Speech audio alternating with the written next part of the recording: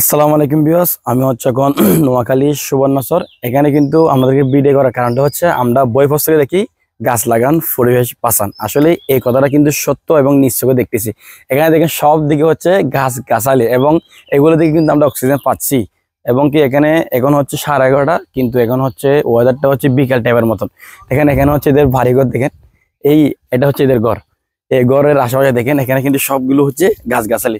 কিন্তু এই ঘরে বলে না, এখানে যাদের প্রত্যেকের ঘর আছে প্রত্যেকের ঘরে হচ্ছে গাছ গাছালি এরকম আছে। দেখেন এটা ঘরটা কত সুন্দর দেখেন। এটা হচ্ছে ঘর। আমাদের সাথে আমাদের ভাই ইয়াফিস আছে, দেখছেন ইয়াফিস কিন্তু আমাদেরকে নিয়ে আসছে এখানে। তো আমি আমাদেরকে দেখাচ্ছি। এখানে দেখেন এই ঘরটা কত সুন্দর। এখানে একটা কিন্তু পুকুর আছে, তাহলে না পুকুর থাকে নাকি একটা একটা? হ্যাঁ, এখানে পুকুর থাকে। আচ্ছা, প্রত্যেকের ঘরে নাকি একটা একটা পুকুর থাকে এখানে। এটা হচ্ছে আমাদের সালাউদ্দিন ভাই, এটা হচ্ছে সালাউদ্দিন ভাই। তো আজকে আমাদের ঘুরাবেন, ঠিক আছে? এখানে দেখে অনেক সুন্দর।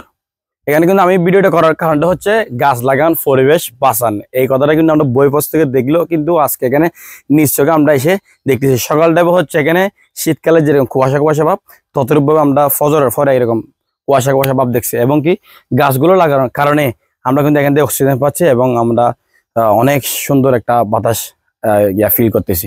আস্তাগফিরুল্লাহ দিনাকা। আল্লাহ হাফিজ।